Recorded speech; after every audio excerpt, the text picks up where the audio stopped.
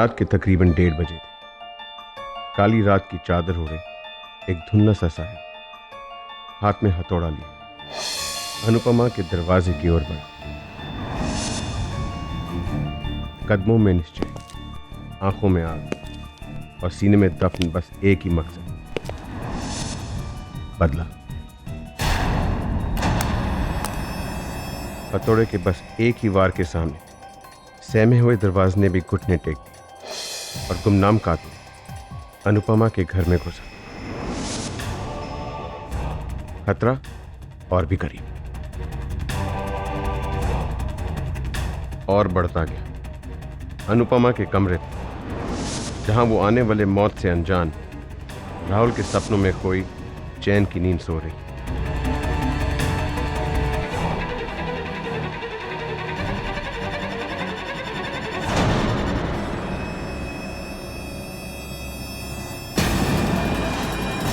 लेकिन मौत का सामान वो हथौड़ा नहीं, वो गुलाबी दुपट्टा था, वो आंचल जिसे कभी राहुल ने थामकर अनुपमा को अपनी बाहों की आगोश में घेरा था। आज यही आंचल अनुपमा को मौत की आगोश में ले जाने वाला था। अनुपमा की आंख खुली तो सिर्फ बंद होने की, क्योंकि फंदा अब गले में था। सांसें हलक में, जान मौत की दहलीज पर। जिंदगी उसका दामन छोड़ रही, हमेशा के लिए। मकसद खत्म हो चुका था, पर कातिल का खेल नहीं। उसने अनुपमा के बेजान शरीर को सीधा किया और फिर अनुपमा के मनपसंद मोगरे के फूलों की सेज बिछाई। उसकी आंखों पर उसके वही 2 लकी सिक्के जो उसके बचपन के दोस्त अनुज को 20 साल पहले दिए थे।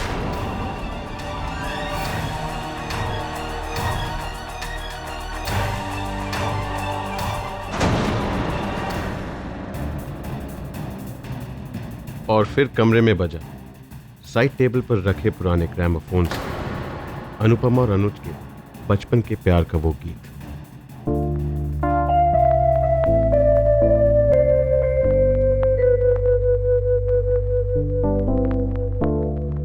और जिस तरह एक लिखे हुए दस्तावेज का अंत होता है हस्ताक्षर, एक स्प्रे कैन से काले पेंट से कातिल ने अपनी आखिरी सलामी लिखी दीवार पर। तुम मेरी थी, मेरी हो, मेरी रहोगी।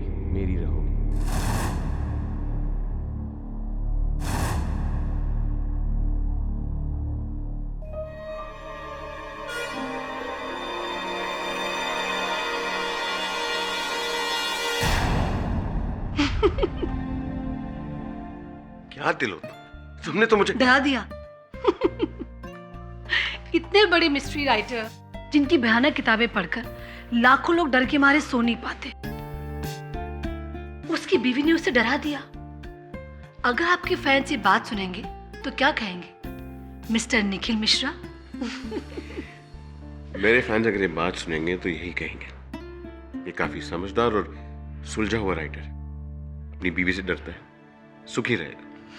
अच्छा हाँ, तुमने जो आइडिया दिया था उस पर मैं अपनी नई नॉवेल के लास्ट चैप्टर को रिवाइज कर रहा हूँ। माइनर चेंजेस हैं, लेकिन थैंक्स टू यू काफी फर्क पड़ा। सुनो ना बाबा ना, इतनी रात को एक खून खराबे किस्से कहानी मुझे नहीं सुनना है। तुम और तुम्हारे murder mysteries.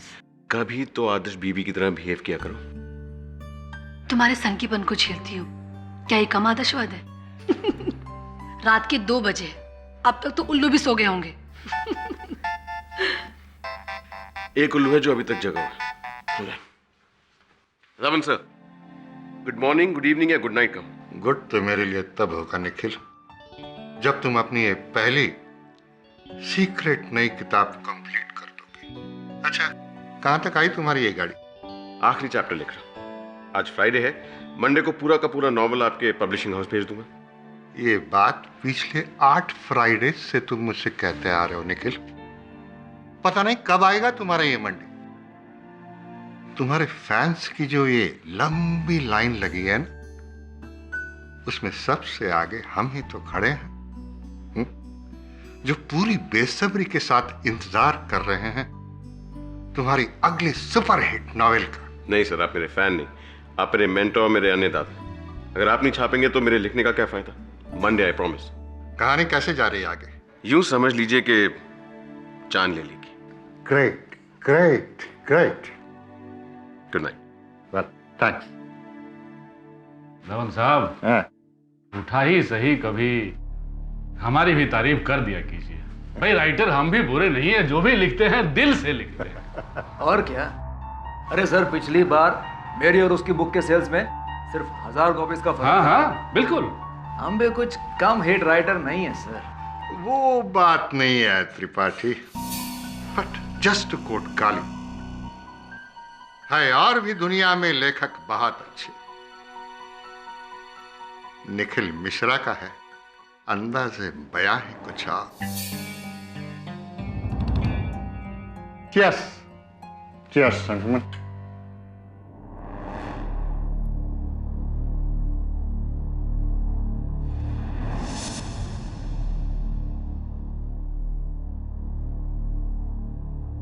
Don't believe this. Mrs Bilimoria, बाहर का मेन डोर आपने ठीक नहीं कराया अभी तक।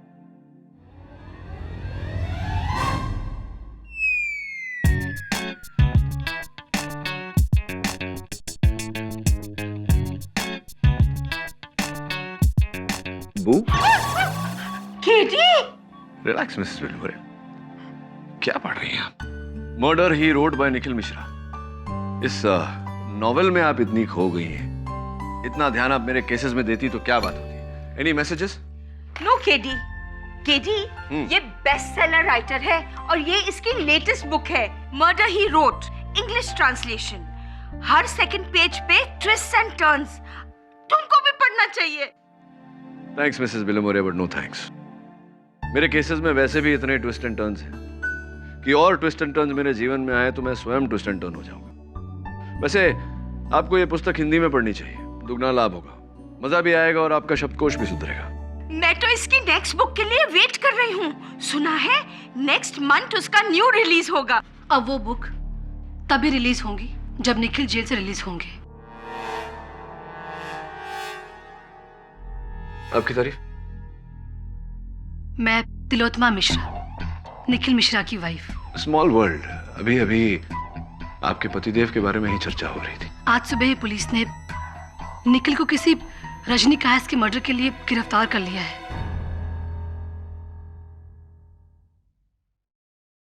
निखिल की नई नॉवेल मौत के परिंदे, उसमें अनुपमा का मर्डर बिल्कुल उसी तरह से होता है जिस तरह से रजनी का मर्डर हुआ। मेरा मतलब है कि हर डिटेल, हर चीज, सब कुछ same to same. Mrs Mishra, मुझे यहाँ कोई समस्या नजर नहीं आ रही। निखिल जी की पुस्तकें लाखों लोग पढ़ते हैं। हो सकता है किसी व्यक्ति ने ये पुस्तक पढ़कर उसकी नकल की हो। मैं आपकी इस बात को मान लेती अगर ये किताब छपी होती, मगर ये किताब मौत के परिंदे अब तक ये छपी भी नहीं है। निखिल इस किताब को लिख रहे हैं और इस किताब के बारे में सिवाय निखिल के किसी को नहीं पता था, किसी को भी नहीं। ऐसी आखिर हमारा सबसे बड़ा प्रतिद्वंदी हमारे रास्ते से हट ही गया। जनाब अपनी ही कहानी को हकीकत बनाने चले थे। भाई त्रिपाठी, मुझे तो लगता है कि इस बार का बेस्ट सेलर या तो तुम्हारा होगा या हमारा। सलमान भाई, जरा सोचो, जरा समझो। Bad publicity is also good publicity. इस विवाद के चलते लोगों में निखिल की किताब पढ़ने की उत्सुकता और बढ़ेगी, और अगर किसी तरह वो इस केस से छूट पाया ना, तो मान लीजिए मेरी बात, उसकी बुक के सेल्स 2 गुना नहीं 3 गुना बढ़ जाएंगे, और इस साल के सारे अवार्ड्स भी उसी की झोली में। कुछ समझे आप? बात तो सही है त्रिपाठी।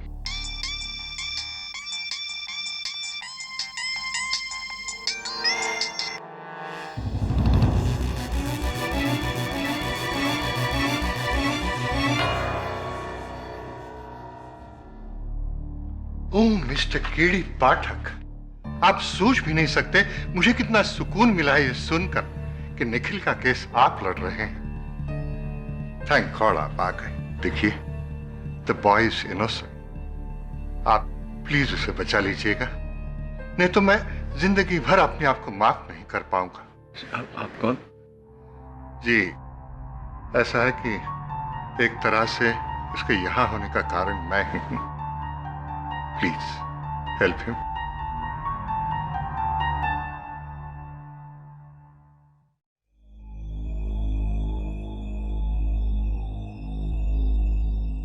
मिश्रा जी, ये कौन थे? शशीष धवन मेरे पब्लिशर हैं। मेरी पहली नॉवल इन्होंने पब्लिश की थी। काफी उपकार है इनके मुझ पर। ऐसी। ये बताइए मिश्रा जी, आपने अपनी नई पुस्तक किसी को पढ़ने दी थी? मैं अपने काम को लेकर काफी सीक्रेटिव रहता हूँ केटी। जब तक पहला ड्राफ्ट नहीं बन जाता मैं किसी को नहीं सुनाता। मिश्रा जी, स्पष्ट है कि कोई तो व्यक्ति है जिसने आपकी ये नई पुस्तक पढ़ी और फिर आपकी पटकथा की नकल करके रजनी कायस्थ की हत्या की। No chance. मेरी कहानी की एक ही कॉपी है जो मेरे लैपटॉप पर है, जिसका पासवर्ड सिर्फ मेरे पास है, मेरी वाइफ के पास भी नहीं। और ये प्रिंटआउट्स मैंने खुद निकाले, एक ही सेट। मुझे तो ऐसा लगता है कि किसने मेरी किताब पढ़ के नहीं बल्कि मेरा दिमाग पढ़ के खून किया, मुझे फंसाने के लिए। रजनी को जानते थे आप? नहीं, सुना है कि वो किसी बड़े इंडस्ट्रियलिस्ट की बेटी थी, लेकिन जहां तक मेरी समझ है मेरी कहानी की पात्र अनुपमा और रजनी में कोई समानता नहीं। दोनों की हत्याओं में तो है। नहीं,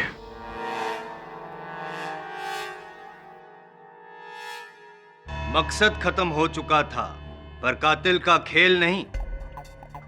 उसने अनुपमा के बेजान शरीर को सीधा किया और फिर अनुपमा के मनपसंद मोगरे के फूलों की सेज बिछाई और फिर उसी फूलों से उसके शरीर को ढका और उसकी आंखों पर उसके वही 2 लकी सिक्के जो उसके बचपन के दोस्त अनुज को 20 साल पहले दिए थे और रखे। और फिर कमरे में बजा अनुपमा और अनुज के बचपन के प्यार का वो गीत साइड टेबल पर रखे हुए ग्रामोफोन से। और जिस तरह एक लिखे हुए दस्तावेज का अंत होता है हस्ताक्षर, एक स्प्रे कैन से ब्लैक पेंट से कातिल ने आखिरी सलामी लिखी दीवार पर, तुम मेरी थी, मेरी हो और मेरी रहोगी। रोंगटे खड़े हो गए। कमाल लिखते हैं आपकी के हाथों में जादू है। मतलब इतनी गहराई से लिखते हैं आप कि पढ़ने वाले को तो यूं खून यूं सामने होते हुए दिखता है।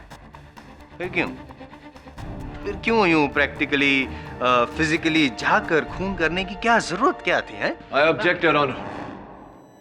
अब तक ये प्रमाणित नहीं हुआ है कि मेरे मुवक्किल ने रजनी कायस्थ की हत्या की है। हत्या स्थल पर किसी की उंगलियों के निशान नहीं पाए गए, कोई ऐसा सुराग भी नहीं पाया गया योर ऑनर जो इस बात का संकेत हो कि निखिल मिश्रा जी ने रजनी जी की हत्या की है। Objection sustain. साबित नहीं हुआ तो कर देंगे 10 मिनट। योर ऑनर, अब तो आप भी जान गए होंगे और मान भी लेंगे कि रजनी कायस्थ का खून हूबहू बिल्कुल उसी तरह हुआ है जिस तरह से निखिल मिश्रा चाहते थे। सॉरी, जिस तरह से उन्होंने लिखा था। जी नहीं, ऐसा नहीं। स्पष्ट किए देता हूं। किताब में गुलाबी रंग के दुपट्टे का जिक्र है, जबकि हत्या नीले रंग के दुपट्टे से की गई है।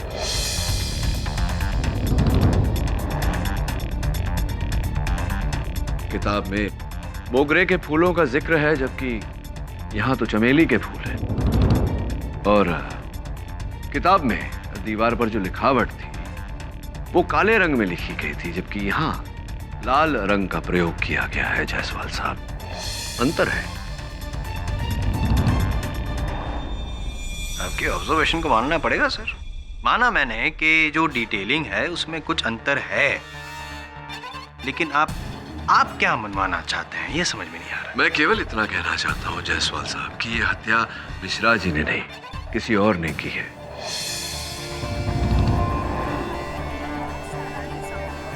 अगर ये हत्या मिश्रा जी ने की होती तो स्वयं इनकी लिखी हुई जानकारी ये क्यों भूल जाते? कम ऑन पाठक साहब, अब दुपट्टे का रंग नीला ना होके गुलाबी हो गया तो क्या हुआ? दुपट्टे का रंग बदला है, खून का रंग नहीं।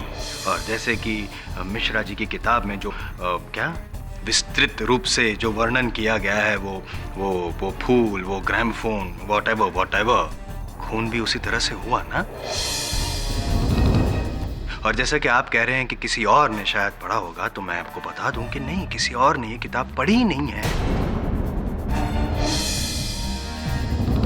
आपको विश्वास नहीं होता? चलिए पूछते हैं मिश्रा जी से। मिश्रा जी, सही कह रहा हूं मिश्रा जी? राइट। और एक बात बता दीजिए कि ये रजनी कायस्थ के साथ आपका क्या रिश्ता था? मैं रजनी को नहीं जानता था। पक्का? ऑफ कोर्स पक्का। चलो, आप रजनी कायस्थ को नहीं जानते थे, तब ये बताइए कि आपकी इस किताब के बारे में और कौन जानता था? जी वैसे तो कोई नहीं। नहीं, वैसे मतलब कैसे?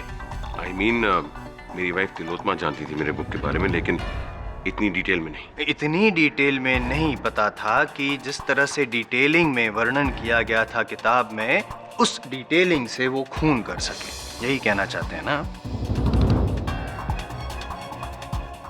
सोचिए सोचिए। अच्छा, कोई और? मिश्रा जी, आप राइटर हैं, किसी की तकदीर लिखने का ये आखिरी मौका है। मेरा मतलब है अपने आप को निर्दोष ठहराने का और किसी और को दोषी ठहराने का ये आखिरी मौका है भैया।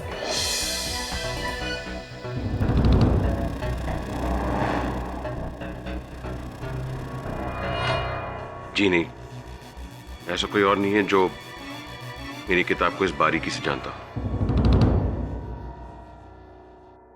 प्रश्न है मेरे मन में जायसवाल साहब। मेरे लिए, इनके लिए? नहीं, आप ही के लिए, क्योंकि आप ही ने अभी कहा कि मिश्रा जी के अतिरिक्त और किसी को इनकी पुस्तक के बारे में ज्ञान नहीं था। तो मैं आपसे पूछना चाहता हूँ कि जब पुलिस ने इन्हें गिरफ्तार किया तो इन पर संदेह जाने का कारण ये था कि हत्या का वर्णन और इनकी पुस्तक में हत्या का वर्णन मेल खाते हैं। पुलिस को कैसे पता चला? पुलिस ने तो यह किताब पढ़ी नहीं थी। Am I right or am I right?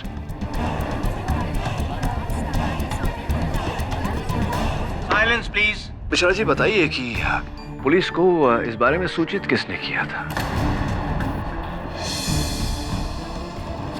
जी हाँ, मैंने ही पुलिस को बताया था निखिल के बुक के बारे में।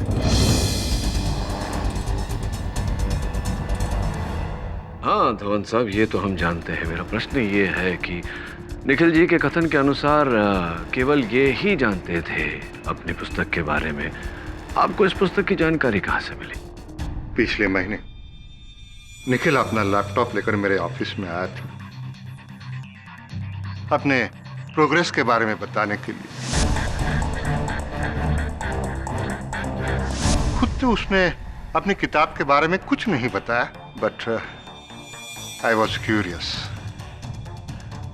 इसलिए जब वो उठकर बाथरूम चला गया, मैंने उसके लैपटॉप को घुमाकर जो उसने लिखा था पढ़ लिया।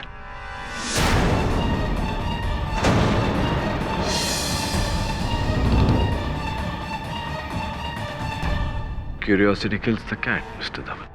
Anyway, बाथरूम जाकर लौटने को 5-10 मिनट लगते हैं। ताज्जुब है कि आपने इतने कम समय में पूरी पुस्तक पढ़ ली। नहीं, मैंने मैच सिनॉप्सिस पढ़ा। मैंने सिनॉप्सिस पढ़ी, आपने कहानी का संक्षेप पढ़ा, लेकिन कहानी के संक्षेप में इतनी विस्तृत जानकारी तो होती नहीं, किस रंग का दुपट्टा इत्यादि इत्यादि। जिसमें लिखा था कि नायिका की मौत स्टोरी के एंड में फूलों की सेज पर होती है। तो उसी दिन पुलिस कमिश्नर साहब एक पार्टी में मुझे मिले। उन्होंने रजनी की हत्या के बारे में बताया। फिर मैंने भी, जैसा हम कैजुअली बोलते हैं ना, कि निखिल के बुक के बारे में बताया। उसमें भी नायिका की मौत ऐसे ही होती है। दिन जो आपने मुझसे बात कही थी कि आप ही के कारण निखिल जी की ये दुर्दशा है। अब मैं उस बात का तात्पर्य समझा कि यही कारण था जो आपने वो बात कही थी, या कोई और भी कारण है?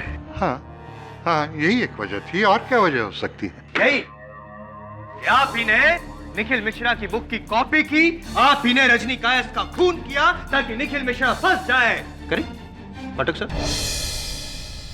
क्या बात है जायसवाल साहब, आई एम इम्प्रेस्ड। सही कहते हैं, संगत का असर होता है। अब देखिए ना, मेरे साथ रह रहकर आप भी उचित मुद्दा उठाने लगे। तो बताइए अथवत साहब, क्या ऐसा हुआ था कि आपने मिश्रा जी की किताब पढ़ी और उससे इंस्पायर होकर, प्रेरित होकर ये हत्या की और इन्हें फंसाया? मैं निखिल को क्यों फंसाऊंगा? अरे वो तो मेरे बेटे जैसा है, शुरू से मैंने कितनी हेल्प की है उसे। जी हाँ, धवन सर मेरा नुकसान क्यों चाहेंगे? इसे तो उन्हें नुकसान होगा। करेक्ट, सही बयान दे रहे। अब मिश्रा जी, एक छोटा सा सही बयान और दे ही दीजिए कि आप ही ने रजनी कायस्थ को। मैंने आपसे कहा ना, मैं रजनी को नहीं जानता था। मैं भूल जाता हूँ आप रजनी को। कभी कोई पार्टी वगैरह में मिले तो फिर हो सकता है कहीं कभी किसी बुक लॉन्च पे कुछ ऐसा। आप फिर से वही बात कर रहे हैं। I object your honour, prosecution is coercing the witness. Jaiswal साहब मेरे मुवक्किल पर दबाव डाल रहे हैं। Objection sustained. योर ऑनर, आजकल के दौर में चलचित्र के निर्गमन से पहले ही, उसके रिलीज से पहले ही उसकी चोरी की हुई पायरेटेड कॉपी इंटरनेट पर आ जाती है। हो सकता है ऐसा कुछ मिश्रा जी की पुस्तक के साथ भी हुआ हो। प्रकाशन से पहले ही किसी ने इनकी पुस्तक चुराई हो, उससे प्रेरित हुआ हो और उसकी नकल करके यह हत्या की हो और इन्हें फंसाया हो।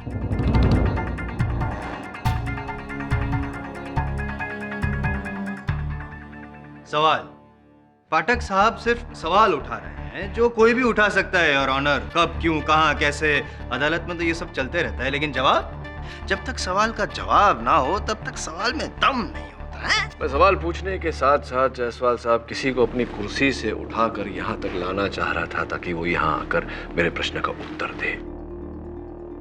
योर ऑनर, मैं मिस्टर गुलशन त्रिपाठी को कटघरे में बुलाने की अनुमति चाहता हूँ। मिस्टर गुलशन त्रिपाठी, आप भी एक लेखक हैं।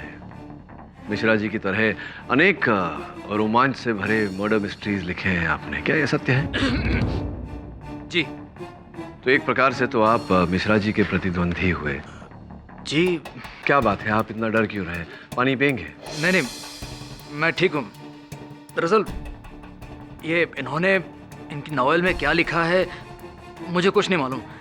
क्या ना कि हम लोग हमारे काम कभी शेयर नहीं करते। गुलशन त्रिपाठी @zingmail.com आप ही का ईमेल आईडी। तो आप अपना ईमेल चेक करते हैं रोजाना या हर दूसरे दिन? जी, दूसरे दिन। कुछ समय पहले एक ईमेल भेजा आ गया था। ये जो है त्रिपाठी साहब, ये मिश्रा जी के लैपटॉप से निकाली गई इनके ईमेल आईडी की सेंट बॉक्स की उसका प्रिंट आउट है। यहाँ देखिए, गुलशन त्रिपाठी @zingmail.com। इसके साथ में एक अटैचमेंट भी है, मौत के परिंदे, अंतिम अध्याय, द फाइनल चैप्टर।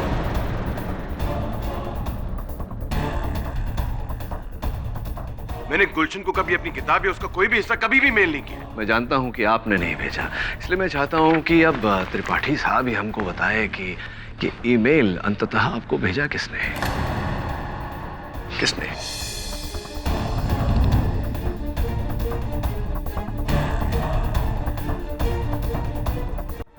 मैंने मना किया था तुम्हें, मत करना ये सब। मेरी बात माने नहीं। देखो, सलिए ना मुझे।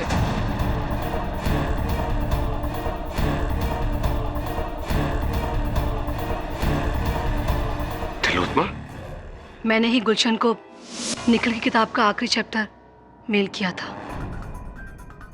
मिश्रा जी, क्या आपको इस बारे में कोई जानकारी थी? जी नहीं। I mean, हाँ, तिलोत्मा और गुलशन की दोस्ती के बारे में जानता था। दोनों कॉलेज में साथ पढ़ते थे। लेकिन मुझे समझ नहीं आ रहा कि मुझसे पूछे बगैर मेरे सबसे बड़े राइवल को तुमने मेरी किताब क्यों भेजी? तुम्हारे लिए, तुम्हारी परेशानी को दूर करने के लिए। जज साहब, पिछले कई दिनों से निखिल अपनी किताब की आखिरी अध्याय को लेकर बहुत परेशान था। वो अपने आखिरी अध्याय में बुरी तरह से अटक गया था, जिसकी वजह से निखिल का मूड हमेशा ऑफ रहता था। और तो और इन सब की वजह से हम दोनों के बीच में झगड़े शुरू होने लगे।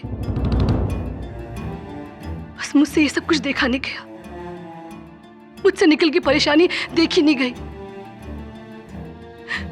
इसलिए मैंने मदद के लिए ईशान को फोन किया। क्या मुझे निखिल की नई बुक का ड्राफ्ट मेल करना चाहती हो? मगर क्यों? ताकि तुम वो आखिरी चैप्टर पढ़कर निखिल की मदद कर सको, उसे कोई सलाह दे सको, जिससे वो अपनी बुक पूरी कर सके। गुलशन, मैं जानती हूँ कि निखिल की तरह तुम भी एक एक्सपर्ट मिस्ट्री राइटर हो। वो मेरी सलाह क्यों लेगा? तुम जानती हो ना, वो तो मुझसे चिढ़ता है। देखो गुलशन, तुम अपनी राय, अपनी सलाह मुझे बता देना और मैं निखिल को, और उसे पता नहीं चलेगा कि मैंने तुमसे मदद ली है।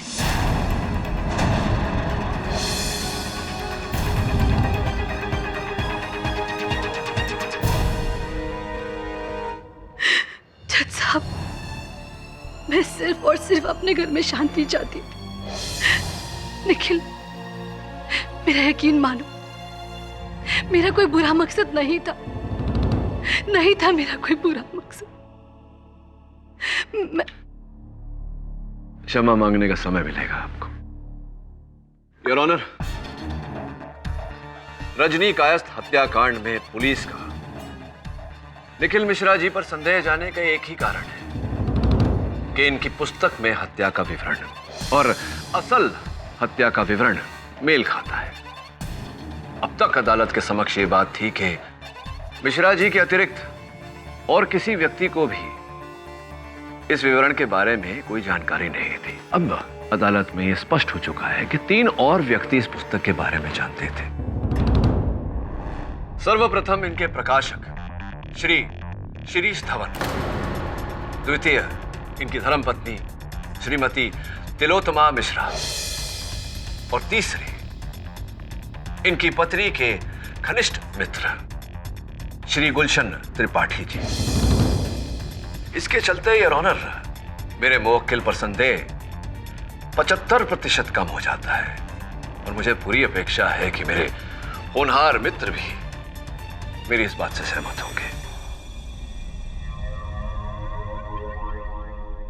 जी नहीं, आपने कहा और मैंने माना, ऐसा होगा नहीं। क्योंकि क्या है, मिस्टर त्रिपाठी, मिसेस मिश्रा और श्री धवन जी, इन्होंने भले ही किताब पढ़ी हो, लेकिन ये तीनों में से कोई भी रजनी कायस्थ को जानता नहीं था, और जब जानता नहीं था तो वो रजनी कायस्थ के मौत का अध्याय क्यों लिखेगा? जायसवाल साहब, संभवतः आप ये भूल रहे हैं कि मेरे मुवक्किल ने भी अपने कथन में कहा कि वो रजनी कायस्थ को नहीं जानते थे।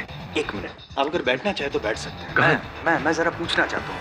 हाँ, मिश्रा जी से। Be my guest. हाँ मिश्रा जी, जैसे कि अभी पाठक साहब ने बताया कि मैं भूल रहा हूँ, आपने जो वो स्टेटमेंट दिया था, कहीं ऐसा तो नहीं कि आप भी भूल रहे हैं कि आपका रजनी कायस्थ के साथ कोई रिश्ता था? कहीं ऐसा? अगेन, मैंने आपसे कहा ना, मैं रजनी को नहीं जानता। रजनी मेरा क्या ताल्लुक? यही तो मैं पूछ रहा हूँ, रजनी से आपका क्या ताल्लुक? अब फिर से? नहीं, just trying to be sure, that's it. मतलब रजनी को आप नहीं जानते, कभी किसी भी तरह से कोई मुलाकात हुई नहीं है, जान पहचान, मतलब कोई फेसबुक या ट्विटर या कुछ? ओ बाबा, गुस्सा, डर गया। चलो ठीक है, आपकी बात को मैं मान लेता हूं पाठक साहब कि वो रजनी कायस्थ को नहीं जानते थे। शायद रजनी कायस्थ आपको बहुत अच्छी तरह से जानती थी मिश्रा जी, नहीं?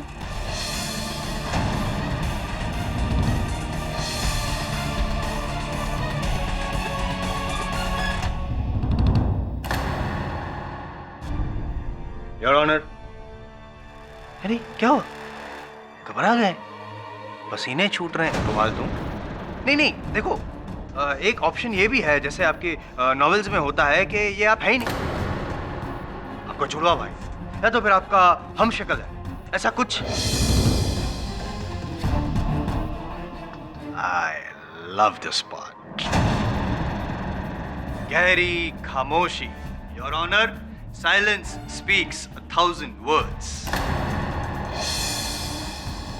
ये खामोशी ये साबित करती है कि मैं सही रास्ते पे जा रहा हूं, है ना पाठक साहब? योर ऑनर, इस बात को साबित करने के लिए मैं बुलाना चाहूंगा रजनी कायस्थ के बड़े भाई अविनाश कायस्थ। मेरा नाम अविनाश है सर। रजनी मेरी बहन थी। उसकी मौत से 1 हफ्ता पहले वो मेरे पास आई थी और उसने। रजनी, क्या बात? मैं देख रहा हूँ बहुत दिनों से बहुत परेशान हूँ। कुछ नहीं भैया। भाई हूँ तुम्हारा, बोलो क्या बात? भैया वो कोई है जिससे मैं प्यार करती थी। 6 महीने से हमारा अफेयर था, लेकिन अब नहीं है। मैं उससे रिश्ता तोड़ना चाहती हूँ, लेकिन वो मान नहीं रहा, धमका रहा है मुझे। Emotional blackmail. कौन है वो? एक राइटर है। नाम तो होगा ना उसका? फॉरगेट इट भैया, मैं उसे भूल चुकी हूँ। शादीशुदा आदमी है। उसके प्यार में पड़कर मैंने बहुत बड़ी गलती करी। मैं बात करूँ उससे? नहीं भैया, फॉरगेट इट, मैं हैंडल कर लूंगी, आप चिंता मत कीजिए। अगर मुझे पता होता कि तुम ही निखिल मिश्रा हो, तुम्हारे घर में घुस के तुम्हें मारता। और जब तक मुझे पता चला बहुत देर हो चुकी थी। हाँ अविनाश जी, अफसोस देर तो हो चुकी थी, लेकिन अब आयम जायसवाल अंधेर नहीं होने देगा इस अदालत में।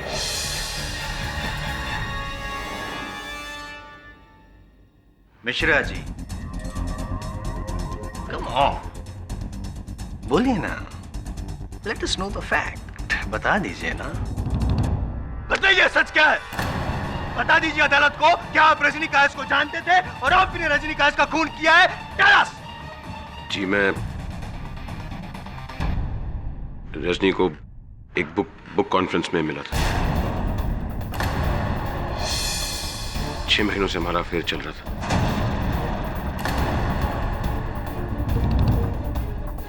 तिलोत्मा या किसी और को इस बारे में कुछ नहीं पता था।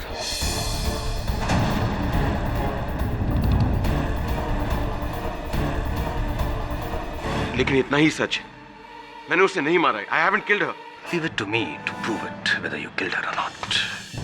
ये मैं बताऊंगा कि आपने रजनी कायस्थ को क्यों मारा, क्योंकि वो आपको छोड़ना चाहती थी। आप उसे धमका रहे थे, लेकिन धमकी का कोई असर नहीं हुआ, तो आखिरी रास्ता खून। The fiction became the fact.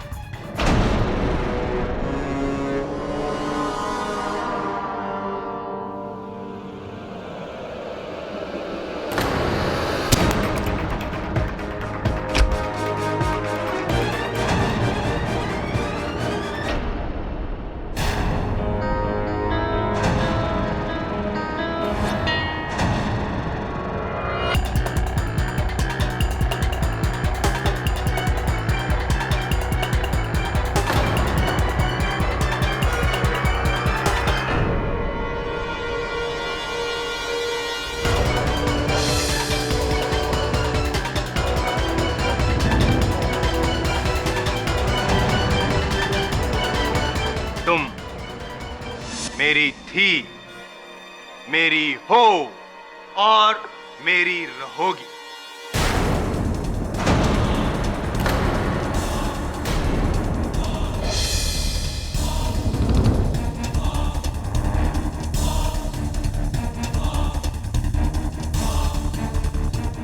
रॉनर, इसी के साथ किस्से और कहानी का दी एंड।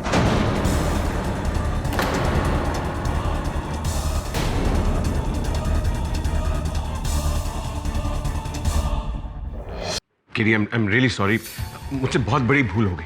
पर मैं और क्या करता? मैं कैसे सबको बता देता कि मेरा रजनी के साथ अफेयर था? ये बात तिलोत्मा को पता चल जाती, पुलिस को, सारी दुनिया को पता चल जाती। इससे मेरा केस तो खराब होता ही, लेकिन साथ ही साथ मेरी इमेज भी खराब हो जाती। इमेज? आपको इमेज की पड़ी है। यहां आपका जीवन दांव पर लगा हुआ है, उसका कुछ नहीं। अब इसके बाद तो प्रोसिक्यूशन को छोड़िए, मुझे संदेह हो रहा है कि रजनी की हत्या आपने की है, किसी और को नहीं। मुझे तो बताना चाहिए था। KD, I am really sorry. अच्छा, एक बात है जो मैंने किसी को नहीं बताई। बताइए, क्या है? ये है कि मैंने तुमसे कहा था कि मैंने अपनी कहानी किसी के साथ शेयर नहीं की थी, लेकिन अपनी अधूरी नॉवल की कॉपी मैंने रजनी को दी थी। सुपर्ब, कमाल करते हैं आप मिश्रा जी। एक तो इतना बड़ा सच मुझसे छुपाया, और फिर आपने अपने उपन्यास की कॉपी रजनी को दी, ये बात भी नहीं बताई। अब बता रहे हैं। दरअसल बात यह है कि वो मेरी बहुत बड़ी फैन थी, और मैंने उससे वादा किया था कि अपनी नॉवल मौत के परिंदे की पहली कॉपी उससे ही लूंगा।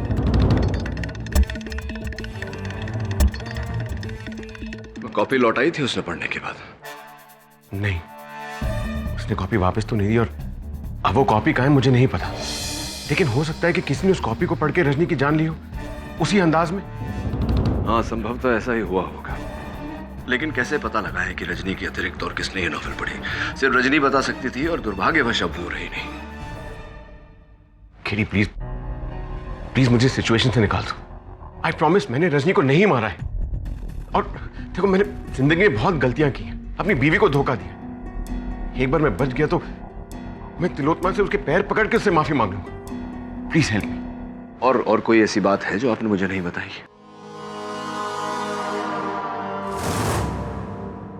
और फिर मानो कि मंजुला इस दुनिया से अचानक गायब हो गई। ना उसकी कोई खबर, ना कोई निशान। फिर 8 दिन बाद जब वो ऑफिस नहीं है, ना उसने अपना फोन उठाया, ना घर का दरवाजा खोला। उसकी बहन शामली को शक, और उसने पुलिस को फोन किया और वहां पहुंची। सर, 2 हफ्तों से हम दिल्ली से कांटेक्ट करने की कोशिश कर रहे हैं। दीदी ना कोई फोन उठा रही है और ना कोई रिप्लाई कर रही है, और यहाँ आके देखा कि दरवाजा लॉक है। हम देखते हैं। पुलिस दरवाजा तोड़कर घर में घुसी। एक घर जो खामोश गवाह की तरह एक घिनौना राज छिपाए हुए था।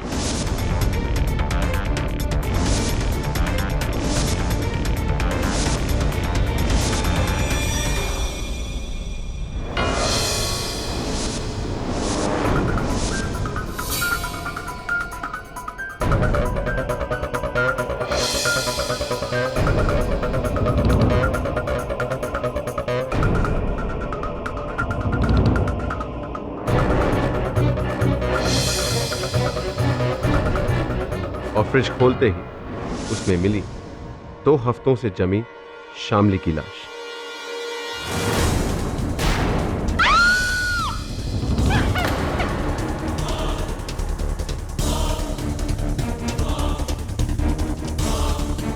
एक डोर से ऐसे बंधी हुई जैसे वो एक तोहफा हो। आंखों पर चढ़े सनग्लास, बालों में मुरझाए फूल, बदन पर फैले हुए जहर का नील।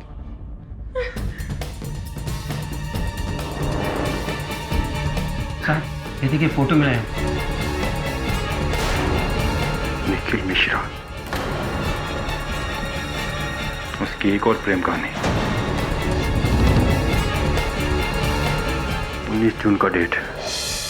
19 जून से लाश इस फ्रिज में है।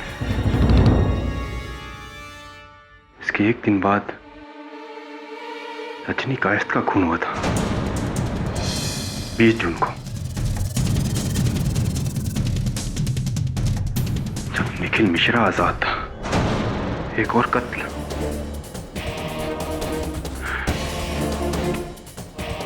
Bad news for KD Pathak.